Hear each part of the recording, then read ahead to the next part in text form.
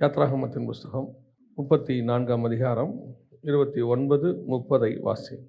மோசே சாட்சி பலகைகள் ரெண்டையும் தன் கையில் எடுத்துக்கொண்டு சீனாய் மலையிலிருந்து இறங்கிற போது தன்னோடு அவர் பேசினதினாலே தன் முகம் பிரகாசித்திருப்பதை அவன் அறியாதிருந்தான். ஆரோனும் இஸ்ரவேல் புத்திரர் எல்லாரும் மோசையை பார்க்கும்பொழுது அவன் முகம் பிரகாசித்திருப்பதை கண்டு அவன் சமீபத்தில் சேர பயந்தார்கள். கண்களை மூடுவோம். நல்ல தகப்பனே, எங்கள் சர்வ வல்லமை உள்ள ஆண்டவரே, இந்த அருமையான வேலைக்காய் ஸ்தோத்திரம். இந்த நாளிலே நாங்கள் கூடி வரும்படி நீர் பாராட்டி இருக்கிற தயவுக்காக உமக்கு நன்றி ஆண்டவரே. உம்மை தொழுது கொள்ளும்படி நீர் எங்களுக்கு தந்திருக்கிற சந்தர்ப்பத்திற்காக உமக்கு நன்றி ஆண்டவரே. ஒரு சந்ததியார் உலகத்திலே ஆண்டவரே பட்டணங்களை கட்டி கூடாரங்களை இட்டு மந்தைகளை போட்டு ஆண்டவரே கிண்ணற நாதஸ்வரங்களை வாசித்து கொண்டிருக்கிற காலகட்டத்தில் ஒரு கூட்டத்தார் உம்மை தொழுது கொண்டார்கள் என்ற வேதத்தில் நாங்கள் வாசிக்கிறோமே. அதே போல் இந்த உலகத்திலிருந்து எங்களை வேறு பிரித்து உம்மை தொழுது கொள்ளும்படி நீர் எங்களுக்கு தந்திருக்கிற தருணத்திற்காக உமக்கு நன்றி. தேவனாகிய கர்த்தர் தந்த இந்த நல்ல அறிகிற அறிவுக்காக உமக்கு ஸ்தோத்திரம். உடைய கிருபையுள்ள கரத்தில் எங்களை தாழ்த்துகிறோம். தேவனாகிய கர்த்தர் எங்களோடு கூட பேசுவீராக, இடைபடுவீராக, வார்த்தைகளை அனுப்புவீராக, விசேஷித்த கிருபைகளை தருவீராக. ஆண்டவரை நாங்கள் திரும்பி போகும்பொழுது வசனத்தை பெற்றுக்கொண்டவர்களாக, உடைய வசனத்தில் நாட்டப்பட்டவர்களாக திரும்பி போக கர்த்தர் கிருபை தருவீராக. மகிமையுள்ள கரத்தில் எங்களை தாழ்த்துகிறோம். எங்கள் ஆண்டவர் இயேசு கிறிஸ்துவின் நாமத்தில் ஒப்பு கொடுத்து ஜெபிக்கிறோம் எங்கள் ஜீவனுள்ள நல்ல பிதாவே. அல்லேலூயா. யாத்ராகமத்தின் புஸ்தகம் 34ஆம் அதிகாரம் 29, 30. மோசே சாட்சி பலகைகள் ரெண்டையும் தன் கையில் எடுத்துக்கொண்டு சீனாய் மலையிலிருந்து இறங்கிற போது தன்னோடு அவர் பேசினதினாலே தன் முகம் பிரகாசித்திருப்பதை அவன் அறியாதிருந்தான். ஆரோனும் இஸ்ரவேல் புத்திரர் எல்லாரும் மோசையை பார்க்கும்பொழுது அவன் முகம் பிரகாசித்திருப்பதை கண்டு அவன் சமீபத்தில் சேர பயந்தார்கள். இந்த சம்பவம் நம்ம எல்லாருக்குமே தெரிந்திருக்கிறதான ஒரு சம்பவம். அதாவது மோசே மலையின் மேல் இறங்கின போது அவன் முகம் பிரகாசிப்பது அப்படின்றது நமக்கு தெரியும். ஆனால் இந்த பிரகாசத்திற்கு பின்பாக இருக்கக்கூடியதான சில காரியங்களைத்தான் நாம் பார்க்க போகிறோம். மோசையின் முகம் பிரகாசிப்பதற்கு என்ன காரணம்? வசனம் சொல்லுது, தன்னோடு அவர் பேசினதினாலே அவன் முகம் பிரகாசித்திருப்பதை அவன் அறியாதிருந்தான். கர்த்தரோடு கூட பேசும்போது முகம் என்ன செய்யுமா? பிரகாசிக்குமா? இந்த வசனத்தின்படி கர்த்தரோடு கூட பேசும்போது முகம் என்ன செய்யுமா? பிரகாசிக்கும் என்று வசனம் சொல்லுகிறது. அப்படியானால் இந்த பிரகாசம் கர்த்தரிடத்திலிருந்து அவர் பேசும்போது, அவர் கூட இருக்கும்போது வரக்கூடியதான இந்த பிரசன்ஸ் நம்முடைய முகத்தில் பிரதிபலிக்க வேண்டும் என்று நாம் பார்க்கிறோம். இது ஒரு ஆவிக்குரிய ஸ்டாண்டர்ட். கர்த்தர் நம்மோடு கூட பேசுகிறார் என்பதற்கு நமக்கு நிறைய காரியங்கள் சொல்கிறோம். வேதத்தை வாசிக்கும் போது கர்த்தர் என்னோடு கூட பேசினார் அப்படிங்கிறோம். அதான் நான் ஏற்கனவே நாம் சொல்லியிருப்போம், உங்களுக்கு தெரியும் நினைக்கிறேன். கர்த்தர் நம்மோடு கூட இடைபடுவதற்கு 7 காரியங்கள், எனக்கு தெரிஞ்சு வேதத்தில் 7 காரியங்கள், 7 ஸ்டாண்டர்ட் இருக்குது கர்த்தர் நம்ம கூட பேசுகிறதுக்கு. அதாவது அதுதான் ஃபஸ்ட்டு ஆவிக்குரிய ஸ்டாண்டர்ட்லேயே இருக்கிறதுலே டாப் மோஸ்ட். என்ன அப்படின்னு கேட்டிங்கன்னு சொன்னால், தேவன் முகமுகமாய் பேசுவது. கர்த்தரோடு கூட இப்போ மோசே பேசினார்ல, இதான் இருக்கிறதுலே டாப் மோஸ்ட். அவர் சொல்கிறாரு, ஒரு சிநேகிதனோடு கூட பேசுகிறதை போல் நான் என்ன செய்கிறேன்? அவனோடு கூட பேசுகிறேன். இது டாப் மோஸ்ட், நம்பர் 1. இதை விட கொஞ்சம் ஸ்டாண்டர்ட் குறைவாக இருக்குதுன்னு வச்சுக்கோங்களேன். அப்போது அந்த ஸ்டாண்டர்டில் நம்ம எப்படி பார்க்குறோம் அப்படின்னு சொல்லி பார்த்தீங்கன்னா, அவருடையதான சத்தத்தை நாம் கேட்கிறோம். சத்தத்தை கேட்கக்கூடிய ஒரு அனுபவம் இருக்கும். அதாவது சாமுவேல் கர்த்தருடைய சத்தத்தை கேட்டான், ஒரு அனுபவம் இருக்கிறது. அவருடைய சத்தம் இடி முழக்கத்தை போல எனக்கு கேட்டது அப்படின்லாம் இருக்கிறது. இது 2வது. இன்னும் கொஞ்சம் ஸ்டாண்டர்ட் குறைவு. அதில் அதை விட கொஞ்சம் குறைவு அப்படின்னா என்னன்னு கேட்டிங்கன்னா, கர்த்தர் நம்மோடு கூட வசனத்தின் மூலமாக பேசுவது. பிரத்யேகமாக எனக்குன்னு அந்த வசனம், கர்த்தர் ஒரு வசனத்தை கொடுத்து பேசுவது. இது 3வது ஸ்டாண்டர்ட். கர்த்தர் நம்மோடு கூட பேசுகிறது ஆவிக்குரிய ஸ்டாண்டர்ட். கர்த்தர் என் கூட பேசினாருங்கிறதற்கு எனக்கு இருக்கக்கூடியது. அதுலேயே 4வது ஸ்டாண்டர்ட் ஒன்று இருக்குது. என்னென்னா, கர்த்தர் தீர்க்கதரிசிகளை கொண்டு பேசுதல். இப்போ நீங்கள் சபைக்கு வரும்பொழுது பல நேரங்களில் ஊழியக்காரர்கள் உங்களோடு கூட பேசுகிறார்கள். அந்த நேரத்தில் தீர்க்க தரிசனமான வார்த்தைகள் உங்களுக்கு வருகிறது, அவங்க மூலிமா வருது. கர்த்தர் என் கூட, நான் ஒரு கேள்வியோடு வந்தேன், கர்த்தர் என்கிட்ட என்ன செய்கிறாரு? ஒரு பதில் கொடுக்குறாரு அப்படின்னு ஒரு நிச்சயத்தோடு போகிறோம். கர்த்தர் அதை வாக்கு பண்ணுறாரு, இப்படிலாம் சொல்கிறோம் இல்லையா? இது ஒரு ஸ்டாண்டர்ட். இதுக்கு அடுத்த ஸ்டாண்டர்ட் ஒன்று இருக்குது. அது என்னென்னா தரிசனம் பார்க்கறதுன்னு சொல்கிறாங்க இல்லையா? எனக்கு ஆண்டவர் ஒரு தரிசனத்தை காட்டினார் அப்படின்னு சொல்லி சில காரியங்கள் இருக்கிறது. இது அதை விட கொஞ்சம் குறைவான ஸ்டாண்டர்ட். ஏன் இது நான் குறைவான ஸ்டாண்டர்ட் அப்படின்னு நம்ம சொல்கிறோன்னு சொன்னால், இது ஒவ்வொன்றும் தேவனோடு கூட நெருங்கி போகிறதான ஒரு அனுபவம். எவ்வளோக்கு எவ்வளோ கிட்ட போகிறீங்களோ அவ்வளோக்கு அவ்வளோ நீங்களும் தேவனை மட்டும் இருப்பீங்க. நடுவில் யாரும் இன்டர்ஃபர் ஆக மாட்டாங்க. அதில் எப்போ தீர்க்கதரிசி இன்டர்ஃபர் ஆகிறாரோ அந்த இடத்துல தேவனுக்கு உங்களுக்கு நடுவில் ஒருத்தர் வந்துட்டாருன்னு அர்த்தம்.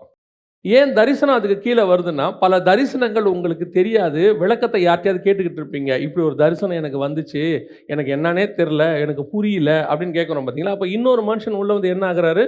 இன்டர்ஃபர் ஆகுறாரு. இன்டர்ஃபர் ஆகும்போது அவர் தப்பா சொல்வதற்கும் என்ன இருக்கு?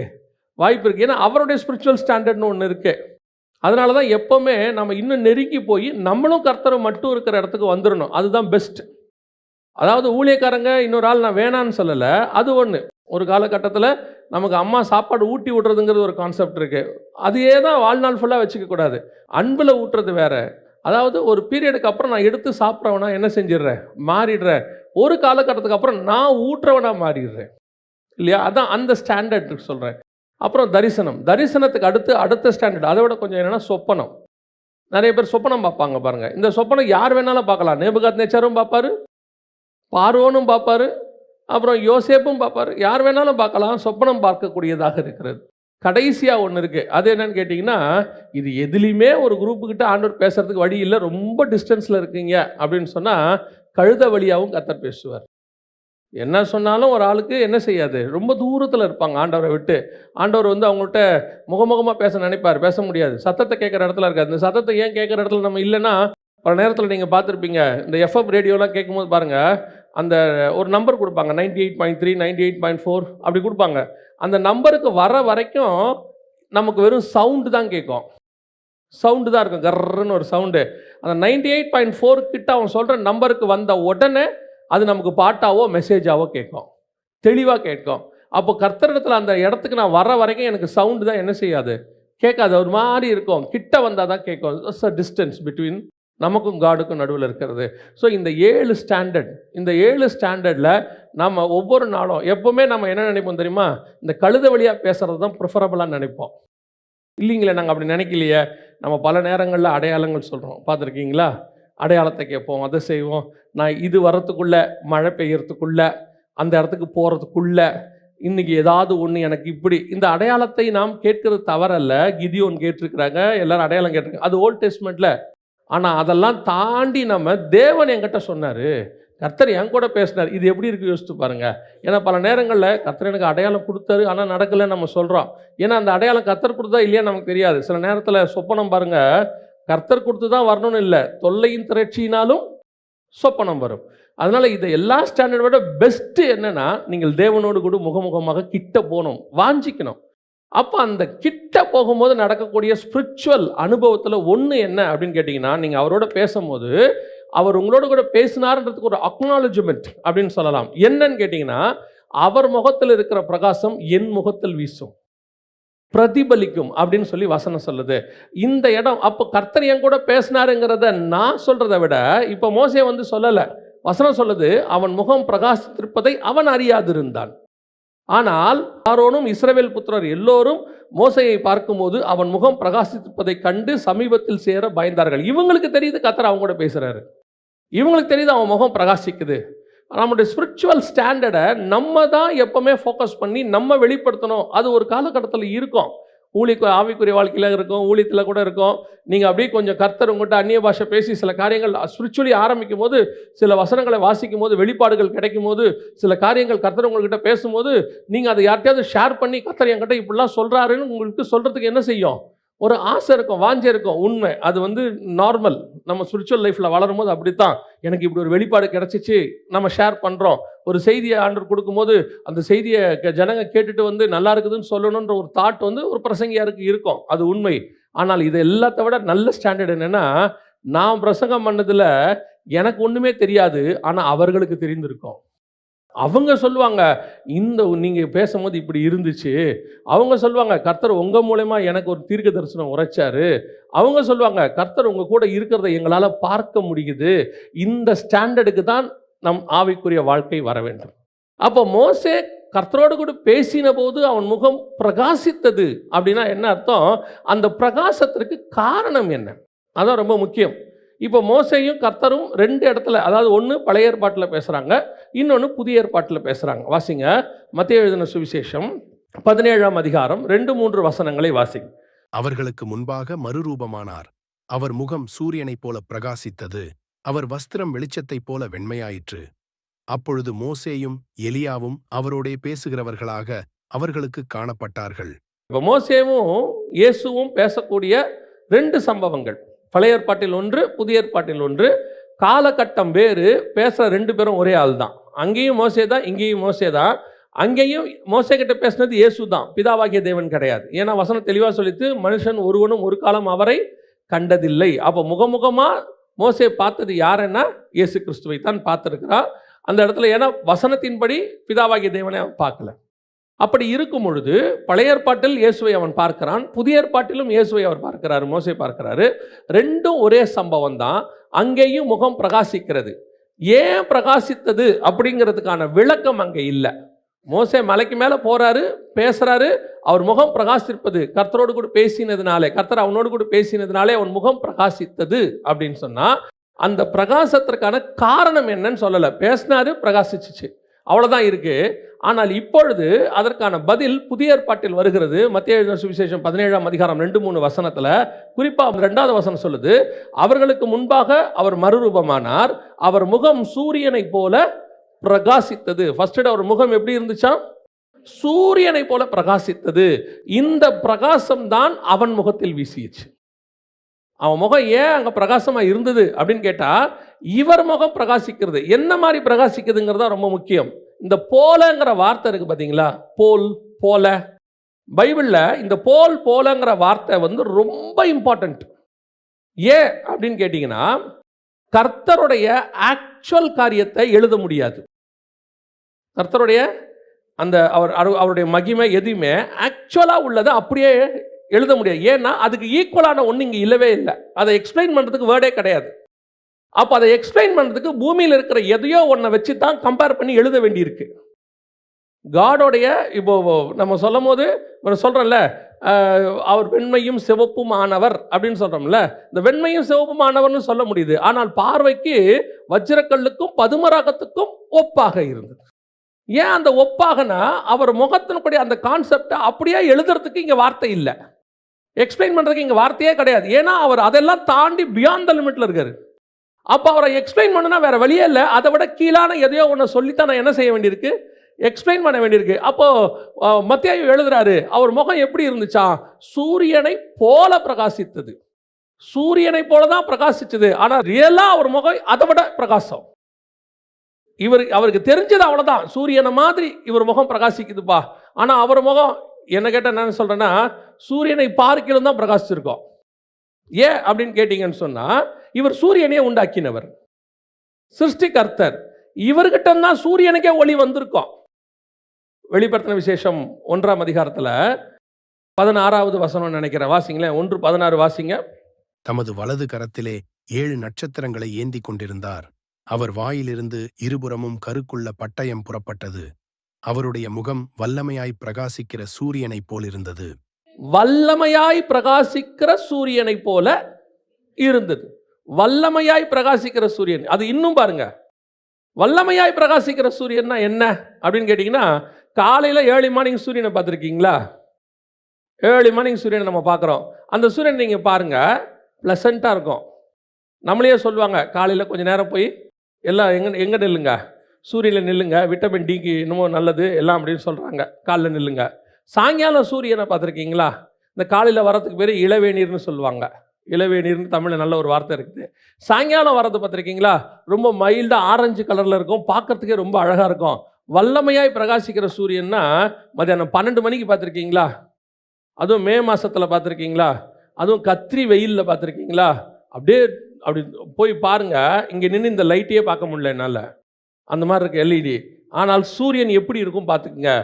மத்தியானத்தில் ஒரு 12 மணிக்கு இருக்கிறதுலே உச்ச நிலைமையில் கத்திரி வெயில்னு சொல்கிறதுல சவுதி அரேபியா பாலைவனத்துலேருந்து மேலே பார்த்தா எப்படி இருக்கும், அதை போல அவர் முகம் பிரகாசித்ததான். அந்த முகத்தை பார்த்த மோசேயின் முகமும் பிரகாசித்ததான். அப்படின்னா கர்த்தருக்குள்ளிருந்து ஏதோ ஒன்று சூரியனை போல ஒன்று வருகிறது. இந்த சூரியனை போல வரக்கூடிய பிரகாசம் மோசேயின் முகத்தில் வருகிறது. இந்த மோசேயின் முகத்தில் வருகிற பிரகாசத்தை பார்த்தால் அத்தனை பேருக்கும் பயம் வருகிறது. அதான் ரொம்ப முக்கியம். அப்படின்னா அந்த பிரகாசத்துக்கு பின்னாடி என்ன இருக்குது? நீங்களும் நானும் தேவனோடு கூட சஞ்சரிக்கிறவர்களாய் மாறும் பொழுது, முகமுகமாய் தரிசிக்கிற அனுபவத்துக்கு வரும் பொழுது, கர்த்தரிடத்திலிருந்து ஒரு பிரகாசம் எனக்குள் வரும். அது வல்லமையாய் பிரகாசிக்கிற சூரியனை போல அவர் முகம் இருக்கிறது. அதிலிருந்து எனக்கு வருகிறது. எனக்குள் வருகிற பிரகாசத்தை பார்க்கும்போது ஜனங்களுக்கு பயம் வருகிறது. யாருக்கு? தேவ ஜனங்களுக்கு பயம் இருக்கிறது. ஆரோனுக்கும் இஸ்ரவேல் புத்திரருக்கும். அப்படின்னா என்னுடைய ஆவிக்குரிய ஸ்டாண்டர்ட் எந்த இடத்துக்கு போகணும்னு பாருங்க. நான் இன்னைக்கு யாரை பார்க்கிறேனோ அவர்களை போல மாறுகிறேன். உலகத்தில் உள்ளவன் சினிமா நடிகனை பார்த்தா அவரை போல அவன் மாறுறான். முடி வெட்டிக்கிறான், அதை பண்றான், இதை பண்றான், அந்த மாதிரி மாறிடுறான். சில அரசியல்வாதி தொண்டர்கள் தலைவரை பார்க்கும்போது அவரை மாதிரி மாறி விடுகிறார்கள். அது அவங்களுக்கு அவங்களுடைய சாயல் வருகிறது இல்லையா?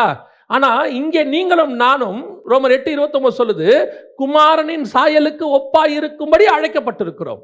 அப்படி அழைக்கப்பட்ட நம்முடைய சாயல் எப்படி இருக்கணும் அப்படின்னு கேட்டீங்கன்னா, அவர் முகத்தில் இருக்கிற சாயல் என் முகத்தில் இருக்கணும். அந்த சினிமா நடிகனை மாதிரி எவ்வளோ மாற்றணுமோ அவ்வளோக்கு மாற்றணும்னு அந்த ரசிகன் விரும்புகிறான்ல, அதே மாதிரி எனக்கு ஒரு விருப்பம் இருக்கணும். என்ன விருப்பம் இருக்கணும்? என் இயேசுவின் முகத்தில் இருக்கக்கூடிய சூரியனை போல ஒரு பிரகாசம் இருக்கு. அது வல்லமையான பிரகாசம். அந்த பிரகாசம் என் மேல் வரணும். அந்த விருப்பம் வரணும். அப்படி வருமா? அப்படி வர வாய்ப்பு இருக்கிறதா? அதுக்கு மோசேயுடைய ஸ்டாண்டர்ட் நமக்கு தெரியும். அவர் எந்த அளவுக்கு அப்படின்னு பார்த்தீங்கன்னா தெரியுது, நமக்கு நல்லாவே தெரியுது. எனக்கு ரொம்ப ஆச்சரியம் என்னென்னா, பல நேரத்தில் நாம் நினைக்கிறது, பொதுவாக நாம் சொல்லக்கூடிய ஒரு விஷயம் என்னென்னா, அன்றைக்கி ஒரு பிள்ளைகிட்ட பேசிக்கிட்டு இருந்தேன். பேசிகிட்டு இருக்கும்போது அந்த பிள்ளை சொல்லுச்சு, நான் நல்லா ஜெபம் பண்ணும் போது, நல்ல ஆண்டவரோட கூட உபவாசத்தில் இருக்கும் பொழுது, நல்லா எனக்கு ஆண்டவரோடு இருக்கிற ஒரு நல்ல ஸ்பிரிச்சுவல் ஐக்கியம் இருக்குது. நான் அதை அப்படியே விட்டுட்டு வேலைக்கு போகும் பொழுதோ அல்லது யாரு கூடயாவது உட்காந்து பேசிகிட்டு இருக்கும்போது என்னால் என்ன செய்ய முடியல, அந்த ஸ்டாண்டர்டில் ஆண்டவரோட என்னால் இருக்க முடியல. எனக்கு என்ன உண்டாகுது? ஒரு விதமான கில்ட்டி வருது. ஐயோ, நம்மளால் அந்த அளவுக்கு இப்போ இருக்க முடியலையே, என்ன பண்ணணும் நானுன்னு கேட்டுச்சு. ஜெப அறைக்குள்ளே இருக்கிற வரைக்கும் இருக்கிற மாதிரி சந்தோஷம் உலகத்துலேயும் எங்கேயுமே இல்லை இல்லையா? வெளியே வரும்போது இருக்கிற பிரச்சனைன்னு ஒன்று இருக்குது பாருங்க. ஆனால் நம்மளை சுற்றி இருக்கிறவங்களாம் ஸ்பிரிச்சுவல் பர்சன்ஸ் தான். யாரும் கெட்டவங்கள, எல்லாம் நல்லவங்க தான். நம்மகிட்ட அன்பாக தான் பழகிறாங்க. யாரும் நம்மகிட்ட தப்பாக பழகலை. ஆனால் யார் கூட உட்கார்ந்து இருந்தாலும் சரி, தேவனோட உட்கார்ந்து இருக்கிற அனுபவம் எனக்கு கிடைக்கவே கிடைக்காது, கிடைக்கவும் முடியாது. அது அந்த ஸ்டாண்டர்ட். ஆனால் எனக்கு இங்கே அதை நம்ம எப்படி எடுத்துக்கிட்டேன் நானுன்னா, மோசே மலைக்கு மேலே இருக்கும்போது எப்பவும் அப்படி இருப்பார், முகமுகமாக தரிசிப்பார், சந்தோஷமாக இருப்பார். நீங்களும் சொல்லுவீங்க தானே, நல்லா காலையில் சூப்பராக தான் இருக்குது, நல்லா ஜெபம் பண்ணுறோம், பைபிள் வாசிக்கிறோம். அப்புறம் இந்த வேலைக்கு போகணும் பிறகு அப்படியே ஆவியே மாறிடுது. ரெண்டு பர்சனாலிட்டி வெளிப்படுது. அப்போ நம்ம என்ன நினைக்கிறோம்? ஆண்டவர் கூடயே இருந்துடலாம் போல, அப்படியே ஜெபத்திலே இருந்துடலாம் போல, பேசாமல் சர்ச்சிலேயே இருந்துடலாம் போல அப்படின்னு சொல்லும் போது நமக்கு ஒரு எக்ஸ்கியூஸ் ஆகுது. என்ன ஆகுது? ஓ, தேவனோட இருக்கும்போது தான் அப்படி, சும்மா ஆஃபீஸ்லாம் போகும்போது இப்படி தான் இருக்கும், உலகத்தாரோட சேரும்போது அப்படி தான் இருக்குன்னு இருக்கு. ஆனால் இந்த வசனத்தை வாசிக்கும் போது எனக்கு ஒரு பெரிய ஆச்சரியம். நான் அப்படி தான் நினச்சிருந்தேன், மோசே மலைக்கு மேலே இருக்கும்போது சூப்பராக இருப்பார் அப்படின்ட்டு. வாசிங்க யாத்ரா 34, 32, 33. பின்பு இஸ்ரவேல் புத்திரர் எல்லாரும் அவனிடத்தில் சேர்ந்தார்கள். அப்பொழுது அவன் சீனாய் மலையில் கர்த்தர் தன்னோடே பேசினவைகளை எல்லாம் அவர்களுக்கு கற்பித்தான். மோசே அவர்களோடே பேசி முடியுமளவும் தன் முகத்தின் மேல் முக்காடு போட்டிருந்தான். அப்போ மலையில் மேல இருந்த பிரகாசம் கீழையும் இருக்கு. மலையின் மேல இருந்த பிரகாசம் கீழையும் இருக்கு. அப்போ அந்த பிரசன்ஸ், அவனுக்கு அங்கே இருக்கிற பிரசன்ஸ் கீழையும் இருக்கு. ஜனங்களோட பேசும்போதும் இருக்கு, இஸ்ரவேல் ஜனங்களோட பேசும்போதும் இருக்கு, ஆரோன் கூட பேசும்போது இருக்கு. நான் கர்த்தரோடு பேசும்போது எப்படி ஒரு ஆவிக்குரிய ஸ்டாண்டர்டை மெயின்டைன் பண்ணணும், இவங்களோட பேசும்போதும் அந்த ஆவிக்குரிய ஸ்டாண்டர்டை என்னால் மெயின்டைன் பண்ண முடியுது. அதான் மோசே சொல்றார். இது முடியுமா உங்களால்? என்னாலையும் பல நேரத்தில் நம்ம என்ன சொல்கிறோம்? நான் தேவ சமூகத்தில் இருக்கும்போது இருக்கிற அனுபவமே வேறு, உண்மை. ஆனால் வெளியே வந்த பிறகு என் அனுபவம் வேறு அப்படிங்கிறோம். ஆனால் மோசே என்ன மெயின்டைன் பண்ணுறாரு? நான் தேவனோடு கூட எப்படி இருந்தேனோ அப்படியே எல்லா இடத்திலும் இருக்க முயற்சி செய்கிறார். அவர் சக்ஸஸும் பண்ணுறார். அந்த பிரசன்ஸ் குறையில. மலையில் பார்த்த முகத்தினுடைய பிரகாசம் கீழே வந்தபோது குறையில, அதே பிரகாசம் கீழேயும் இருக்கு. சொல்கிறான், முக்காடு போட்டுக்கப்பா. ஏதோ இறங்கும் போது மட்டும் இல்லை, ஒவ்வொரு முறையும். அடுத்த வசனம் வாசிங்க. மோசே கர்த்தருடைய சந்நிதியில் அவருடைய பேசும்படிக்கு உட்பிரவேசித்தது முதல் வெளியே புறப்படும் மட்டும் முக்காடு போடாதிருந்தான். அவன் வெளியே வந்து தனக்கு கற்பிக்கப்பட்டதை இஸ்ரவேல் புத்திரரோடே சொல்லும்போது இஸ்ரவேல் புத்திரர் அவன் முகம் பிரகாசித்திருப்பதை கண்டார்கள். மோசே அவரோடே பேசும்படிக்கு உள்ளே பிரவேசிக்கும் வரைக்கும் முக்காட்டை திரும்ப தன் முகத்தின் மேல் போட்டுக் கொள்ளுவான். அவன் பாருங்க, நார்மல் ஆயிடுச்சு அவன் லைஃப். அப்படியே பிரகாசம் இருந்துகிட்டே இருக்கு. ஆசாரிப்பு கூடத்துக்குள்ள போனாலும் இருக்கு, வெளியே வந்தாலும் இருக்கு, பேசினாலும் இருக்கு. அவங்களுக்காக முக்காடு போட்டுக்கிறான். திருப்பி ஆசாரி கூடாரத்துக்கு போகலாம், பிரகாசம் இருக்குது, முக்காடு எடுத்துடுறான். அப்போ என்ன அர்த்தம்? ஒரு ஸ்பிரிச்சுவல் ஸ்டாண்டர்டுக்குள்ளே நான் போகிறேன், அதை நான் ஜனங்களோடு இருக்கும் போது மெயின்டைன் பண்ணுறேன். நான் என்ன சொல்கிறேன், பல நேரத்தில் இவங்க தான் என்னுடைய வீழ்ச்சிக்கு காரணம், இவங்க தான் நான் இப்படி பண்ணதுக்கு காரணம், நான் கோவப்படுறதுக்கு இவங்க தான் காரணம். அது உண்மை. நம்மளை கோவப்படுத்துறவங்க இருக்கிறாங்க, ட்ரிகர் பண்ணுறவங்க இருக்கிறாங்க, எல்லாமே உண்மைதான். ஆனால் ஸ்டாண்டர்ட் இருக்குல்ல, ஸ்பிரிச்சுவல் ஸ்டாண்டர்ட், அது என்ன சொல்லுது? அவன் அப்படிப்பட்டவன், நீ யார் தெரியுமா? மோசே. நீ தேவனோடு கூட முகமுகமாய் தரிசிக்கிறவன், அவன் லெவலுக்கு நீ இறங்காதங்கிறாரு. அவன் இடத்துக்கு நீ வரும்போது உன் இடத்துக்கு தான் அவன் வரணுமே ஒழிய உன் முகம் பிரகாசிப்பதை அவன் தான் பார்க்கணும். நீ அந்த ஸ்டாண்டர்டை எல்லா இடத்துலையும் மெயின்டைன் பண்ணுங்கிறார் ஆண்டவர். உன் ஸ்பிரிச்சுவல் ஸ்டாண்டர்ட். சில பரிசுத்தவான்களை குறித்து படிச்சிருக்கிறேன், எனக்கு ஆச்சரியமா இருக்கும். அவங்க எப்படி தேவனுக்கு முன்பாக பேசுறாங்களோ அப்படியே மனுஷனுக்கு முன்பாக பேசுவாங்க. இப்போ நான் என்ன சொல்றேன், இப்போ கீழே பேசுற மனுஷனை மாதிரி ஆண்டவர்கிட்ட போய் பேசாதீங்க, ஆண்டவர்கிட்ட பேசுற மாதிரி இங்கே பேசுங்க. அங்கே என்ன ஸ்டாண்டர்டில் ஆண்டோட வேர்டு யூஸ் பண்ணுவீங்க, உங்கள் வாயிலிருந்து கர்த்தருக்கு முன்பாக வார்த்தை என்ன வரும், அந்த வார்த்தை தான் மனுஷனுக்கு முன்னாடியும் வரணும். அந்த ஸ்டாண்டர்டுக்கு போயிடணும். ஆனால் கர்த்தர்கிட்ட போய் உட்காந்துருக்கும் போது வார்த்தை வேற மாதிரி இருக்குல்ல, அதே ஸ்டாண்டர்ட் எல்லாருக்கிட்டையும் வரட்டும். அதான் மோசே மலையின் மேல் பார்த்த அந்த பிரகாசமானது கீழே ஆரோனுக்கிட்டையும் இருக்கு, இஸ்ரவேல் புத்திரர்கிட்டையும் இருக்கு. இதனுடைய விளைவு என்ன?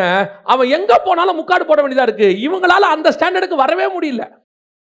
அந்த மாதிரி தான் நீங்களும் நானும் மாறணும். அப்படி ஒரு ஆவிக்குரிய அனுபவத்துக்கு வந்து பாருங்க, அந்த இடத்துக்கு ட்ரை பண்ணுங்க.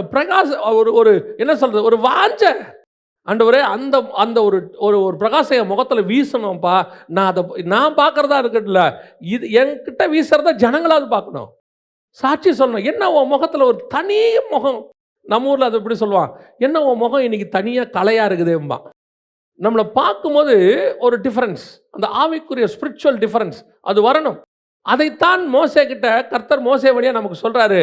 இங்கே பார்க்குற இந்த பிரகாசத்துக்கு என்ன காரணமா, கிறிஸ்துவின் முகத்தில் உள்ளதான அந்த சூரிய பிரகாசம், சூரியனை போல் உள்ளது இங்கே வருது. அப்போ இந்த பிரகாசத்தை நான் பெற்றுக்கொள்ள வேண்டும். வரணும்னு சொல்றீங்களே, வர்றதுக்கு முடியுமா? புதிய ஏற்பாட்டில் அப்படி யாராவது இருக்கிறாங்களா? மோசே மட்டும்தானா அப்படின்னு கேட்டீங்கன்னு சொன்னா, ரொம்ப அழகா பவுல் அதை விளக்கி எழுதியிருக்கிறார். வாசிங்க, 2 கொரிந்தியர் 4ஆம் அதிகாரம் 6வது வசனம் வாசிங்க.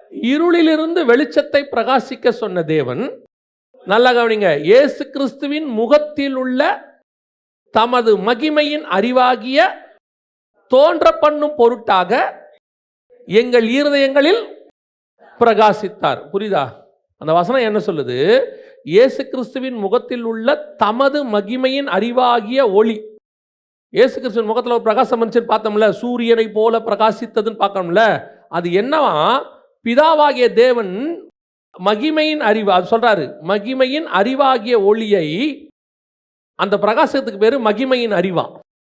மகிமையின் அறிவாகிய ஒளி பிதாவாகிய தேவன் என்ன பண்றாரா? இயேசு கிறிஸ்துவின் முகத்தில் வீச பண்றாரா.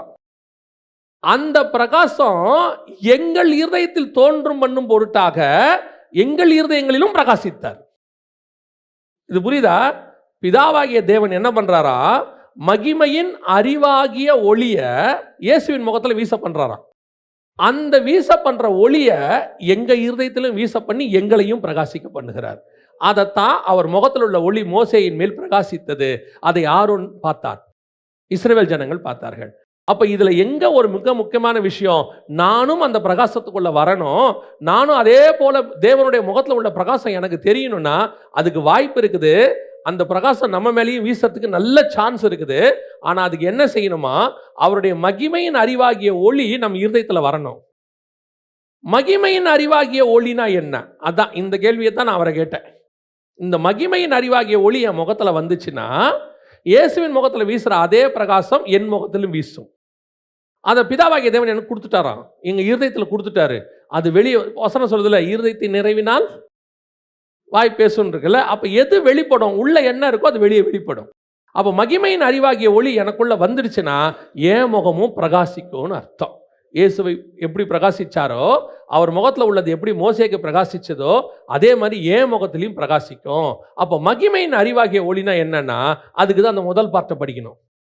இருளிலிருந்து வெளிச்சத்தை பிரகாசிக்க சொன்ன தேவன். அப்போ இருளிலிருந்து வெளிச்சத்தை பிரகாசிக்க சொன்ன தேவனா என்ன? ஏற்கனவே இருட்டா இருந்துச்சு, இப்போ ஆண்டவர் என்ன பண்ணியிருக்கிறாரு? வெளிச்சத்தை பிரகாசிக்க பொண்ணும் சொல்லியிருக்கிறாரு அப்படின்னு நம்ம நினைக்கிறோமா? அப்படின்னா என்ன அர்த்தம்னா, நல்லா கவனிங்க. இருள் அப்படிங்கிறது வெளிச்சம்னு ஒன்று வந்த பிறகு தான் இருள்னு ஒன்று தெரியும். வெளிச்சம்னு ஒன்று வந்தாதான் இது இருள்னு தெரியும். வெளிச்சம்னு ஒன்றே இல்லைன்னு வச்சுக்கோங்க. வெளிச்சம் உண்டாக கடவுதுன்னு கர்த்தர் சொன்னார், சரியா? வெளிச்சம் உண்டாகவே இல்லை.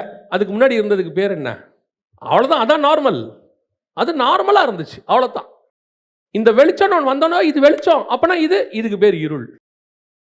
இந்த இருள்ல இருந்து வெளிச்சத்தை கொண்டாந்துருக்கிறாரு. வெளிச்சம் உண்டாக்க கடவுது, இதான் உண்டாக்கப்பட்டது. இது நார்மலாக இருந்துச்சு.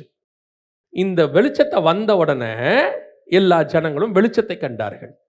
இப்போ இயேசு இஸ்ரவேலுக்குள்ள வந்த உடனே இருளில் இருக்கிற ஜனங்கள் பெரிய வெளிச்சத்தை கண்டார்கள்.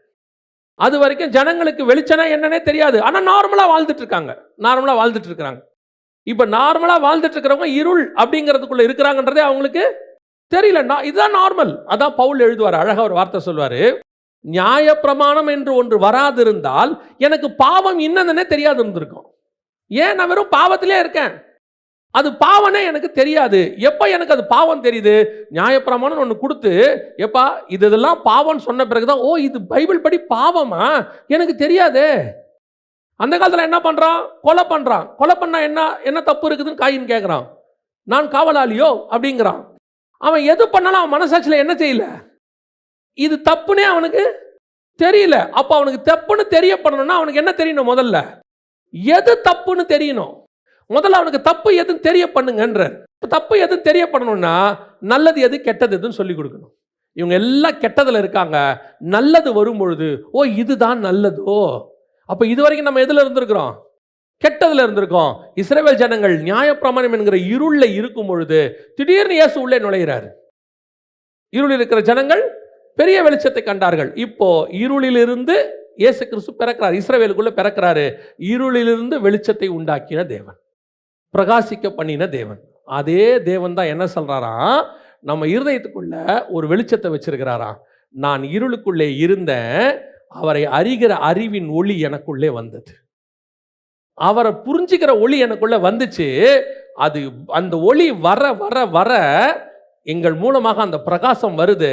எங்களை சுற்றி இருக்கிறவர்களுக்கு நடுவில் நான் எப்படி மோசே பிரகாசிக்கிறானோ அதே போல ஆவிக்குரிய வாழ்க்கையில் பிரகாசிக்க பண்ணுகிறார்.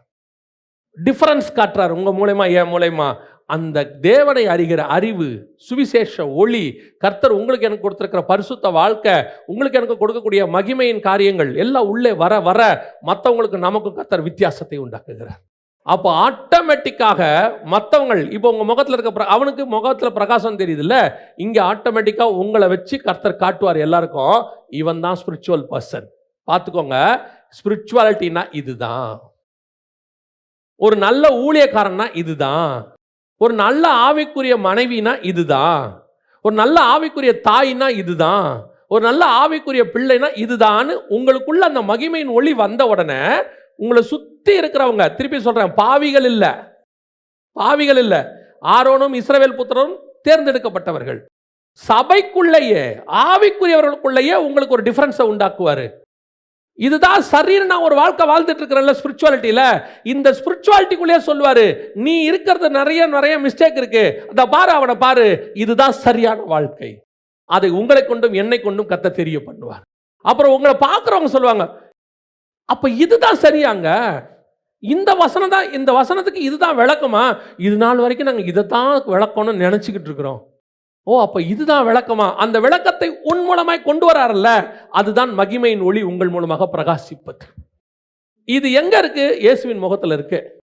இதை நீங்க பெறணும்னா என்ன செய்யணும்? எவ்வளோக்கு எவ்வளவு தேவனோடு கூட நீங்கள் நெருங்குகிறீர்களோ, எவ்வளவுக்கு எவ்வளவு வேதத்தை வாசிக்கிறீர்களோ, எவ்வளவுக்கு எவ்வளவு கர்த்தரோடு கூட சஞ்சரிக்க தொடங்குறீர்களோ, அவ்வளவுக்கு அவ்வளவு கர்த்தருடைய ஒளி உங்களுக்குள்ள வந்துகிட்டே இருக்கும். ஒவ்வொன்றத்திலையும் உங்களை வச்சு எல்லாருக்கும் டிஃபரன்ஸ் காட்டுவார். இதுதான் வெளிச்சம் பாருங்க, ஒருத்தன் இப்படி தான் இருக்கணும், ஒரு ஊழியக்காரனா இப்படி தான் இருக்கணும். ஒரு எவாஞ்சலிஸ்ட் பில்லி கிரஹாம் ஐயாவை நம்ம ஒரு எக்ஸாம்பிளாக எடுக்கிறோம். ஒரு எக்ஸாம்பிள்னு ஒன்று வருது இல்லை, அந்த எக்ஸாம்பிளாக உங்களை மாற்றுவார். சுற்றி இருக்கிறவங்களுக்கு நடுவில் எக்ஸாம்பிளாக உங்களை மாற்றி வெளிச்சமாக மாற்றிடுவார்.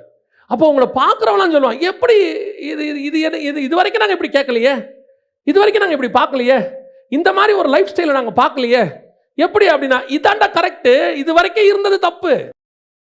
2000 வருஷமா நியாயப்பிரமாணம் இருந்துச்சு, சரி சரி சரின்னு வாழ்ந்துட்டே இருக்கான். திடீர்னு இயேசு உள்ள நுழைகிறார். உள்ளே நுழைஞ்சு சொல்றாரு, நியாயப்பிரமாணம் நீங்க சொல்றதே இருள், உண்மையான பிரமாணம் இதுதான் காட்டுறார் வெளிச்சம். அது பிதாவின் முகத்திலிருந்து இயேசு கிறிஸ்துவின் வழியாக வெளியே வருது. அதே மாதிரி தான் பிதாவின் முகத்திலிருந்து இயேசு கிறிஸ்துவின் முகத்திலிருந்து நம்ம இருதயத்தின் வழியாக அது வெளியே வரும். அப்போ ஒரு கூட்டம் புரிஞ்சுக்க தொடங்கும், இதுதான் கரெக்டோ, இப்படித்தான் வேதத்தை வாசிக்கணுமோ, இப்படித்தான் ஆவிக்குரிய வாழ்க்கை வாழணுமோ, இதுதான் பிரேயர் பண்ற மெத்தடோ. அந்த காரியத்தை உங்க மூலம் பாருங்க, ஒரு அத்தாரிட்டி இருக்கு. யாருக்கு? இயேசுகிட்ட ஒரு அத்தாரிட்டி இருக்கு. வானத்திலிருந்து அக்கினி இறக்கி பட்சிக்கிற அத்தாரிட்டி யார்கிட்ட இருக்கு? இயேசுகிட்ட இருக்கு. இப்போ எலியா வானத்தில் அக்கினி இறக்கி அந்த இடத்துல காரியங்கள் செய்கிறார். இப்போ இயேசுகிட்ட கேட்குறாங்க, வானத்திலேருந்து நீங்களும் அக்கினி என்ன செஞ்சிருங்க, இறக்கிடுங்க. இப்போ இயேசு கேட்குறாரு, நீங்கள் என்ன ஆவி உடையவர் என்று அறியீர்களா? ஏன் அப்போ எலியா இறக்குனானே, எலிசா அந்த பிள்ளைகளெல்லாம் கரடி கொண்டு போட்டுச்சே, இந்த இடத்துல அப்படி பண்ணி கொண்டு போட்டாங்களே, அப்படி கொண்டு போட்டா. ஏப்பா, கொண்டு போறதுங்கிறது பிரமாணம், கொண்டு போறதுங்கிறது சரியல்ல, அது பிரமாணத்தின்படி சரி. ஆனா உண்மை என்ன தெரியுமா? மன்னித்தல், அவனையும் மன்னித்து மீட்கிறதுன்னு ஒன்று இருக்குல்ல, அதை காட்டுறதுக்கு தான் நான் வந்திருக்கிறேன். அதுதான் பிதாவினுடைய சித்தம்.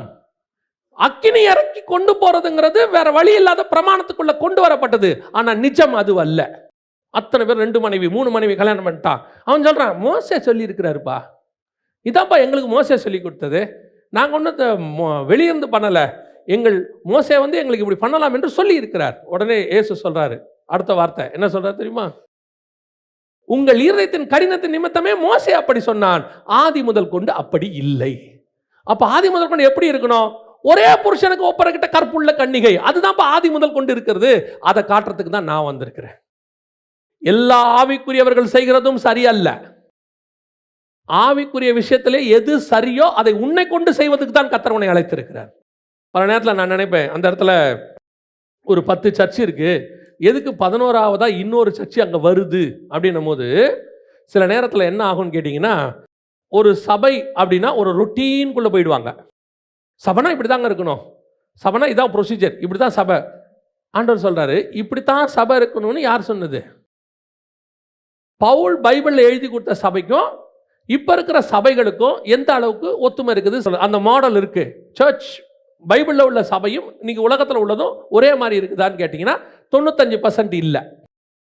இப்போ கர்த்தர் என்ன பண்ணுறாரு, ஒரு சபையாக கொண்டு வராரு.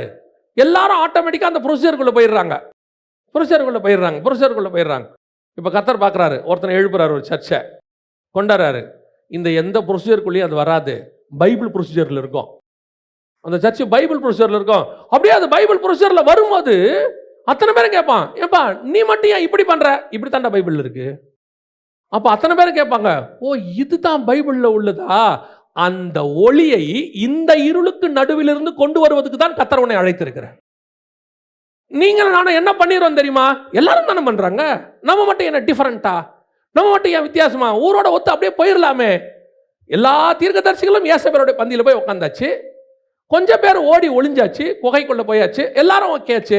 இப்போ எலியா மட்டும் ஆண்டவர் சொல்றாரு, நீ எழும்பு, அக்கினி இறக்குற பிரகாசத்தை. கர்த்தர் உனக்கு சொல்றாரு, அவருடைய மகிமையின் ஒளி எனக்குள் வீசுகிறது, அது என் முகத்தில் பிரகாசிக்கும். ஒரு நாள் இதை கண்டு ஜனங்கள் பயப்படுவார்கள். அதுதான் அந்த பிரகாசத்தினுடைய ஸ்பெஷாலிட்டி. நிறைய நேரத்தில் நம்ம தான் பயப்படுறோம், நம்ம தனியா பேசுறோம், எலியா தனியா இருந்தா அப்படி ஆயிடுமோ, அப்படி பண்ண கிடையவே கிடையாது. உன் முகத்தில் இருக்கிற பிரகாசத்திற்கு கர்த்தர் ஒரு வல்லமையை வச்சிருக்கிறாரு. அது வல்லமையாய் பிரகாசிக்கிற சூரியனை போல இருக்கிறது. சூரியனை பார்த்து ஜனங்க தான் பயப்படணுமே ஒழிய ஒரு நாளும் சூரியன் ஜனங்களை பார்த்து பயப்படாது.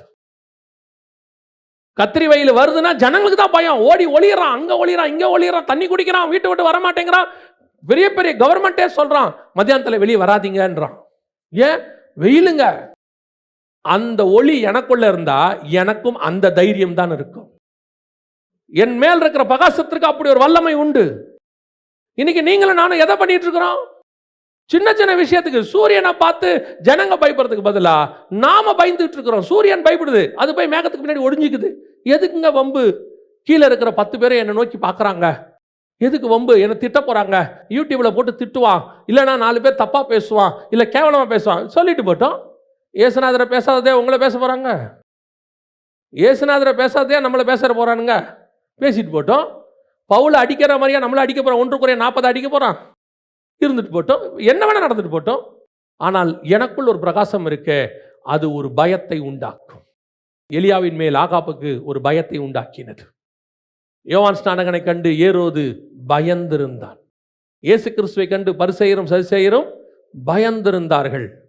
அப்போஸ்தலரை கண்டு ஜனங்கள் பயந்து கிட்டி சேர பயந்தார்கள் இருக்க. அதுதான் பிரகாசமான ஒளி. அதைத்தான் மோசே மேலே பார்க்குறான். அந்த இடத்துக்கு நான் வரணும் அப்படிங்கிற வாஞ்சை உங்களுக்கு எனக்கும் வரணும். அல்லேலூயா. அந்த வாஞ்சை இருக்குதா? உலக ஆசீர்வாதம் ஒரு ஒரு இஷ்யூவே கிடையாது என்னை பொறுத்த வரைக்கும்.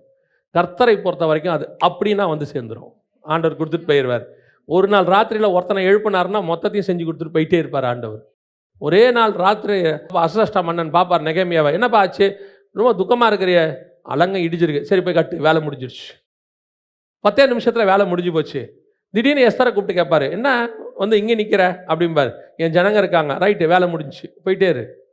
திடீர்னு கோரேசை எழுப்புவார், ஆலயத்தை கட்டி முடிச்சிருவார், வேலை முடிஞ்சு. கர்த்தர் நினைச்சார்னா ஒரு ஆளை எழுப்பி செஞ்சு முடிக்க அது ஒரு பெரிய விஷயமே கிடையாது.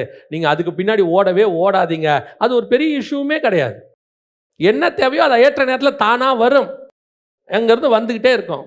நாம் எதுக்கு எப்போவுமே வாஞ்சிக்கணும் தெரியுமா? ஆவிக்குரிய ஆசீர்வாதத்துக்காக வாஞ்சிக்கணும். அதை பெற்றுக்கொள்வது தான் கஷ்டம். அதை உலகத்தால் கொடுக்க முடியாது, அதை சபைக்குள்ளே வச்சு தான் கர்த்தர் உங்களுக்கு கொடுப்பார். அப்போ சபை இதுக்கு நேராக கான்சன்ட்ரேட் பண்ணணும்.